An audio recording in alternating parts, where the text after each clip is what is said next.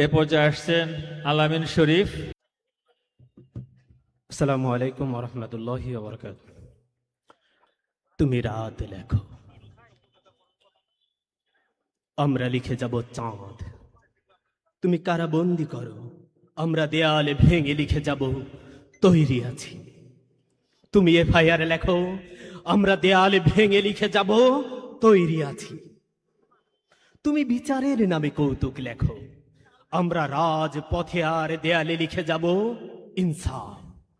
এত জোরে আওয়াজ তুলবো যে বধিরও শুনতে পাবে, এত স্পষ্ট করে লিখবো অন্ধ পড়তে পারবে। তুমি কালো পদ্ম লেখো, আমরা লাল গোলাপ লিখব। তুমি জমিনে জুলুম লেখো, আমরা আসমানে লিখে যাব ইনকিলাব।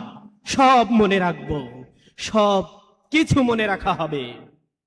দিনের বেলা মিষ্টি মিষ্টি কথা বলা, আর রাতের অন্ধকারে অধিকার ফিরে পেতে মরিয়া মানুষের উপর লাঠি ও গুলি নিয়ে ঝাঁপিয়ে পড়া মনে রাখবো। সব কিছু মনে রাখবো। আমি আমার হাড়ের মধ্যে লিখে রাখবো তোমার সব নৃশংসতা। তুমি আমার আত্মপরিচয়ের প্রমাণ চাও, মনে রেখো আমার অস্তিত্বের সব প্রমাণই দেওয়া হবে। তোমার শেষ নিঃশ্বাস পর্যন্ত চলবে এই যুদ্ধ, তোমার শেষ নিঃশ্বাস পর্যন্ত চলবে এই যুদ্ধ। কিভাবে? হ্যাঁ, কিভাবে তুমি দেশকে খণ্ড বিখণ্ড করতে চেয়েছো তাও মনে থাকবে। আমরা কিভাবে দেশকে ঐক্যবদ্ধ করেছি সে কথাও স্মরণ করা হবে। দুনিয়াতে যখনই কাপুরুষতার কথা উঠবে তখন তোমাকেই উদাহরণ হিসেবে টানবে মানুষ। দুনিয়াতে যখনই জীবনের কথা উঠবে আমাদের স্মরণ করবে মানুষ।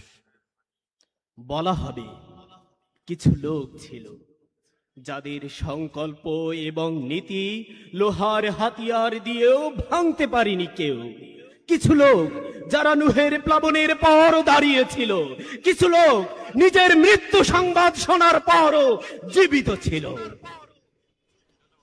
চোখ হয়তো পলক ফেলতে ভুলে যাবে, পৃথিবীও ভুলে যাবে নিজ অক্ষে ঘুরে আসার কথা, কিন্তু আমাদের স্বাধীনতা হরণের গল্প, আমাদের পরাজিত কণ্ঠের প্রতিধ্বনি সব সময় মনে রাখা হবে। সব মনে রাখবো, সব কিছু মনে রাখা হবে।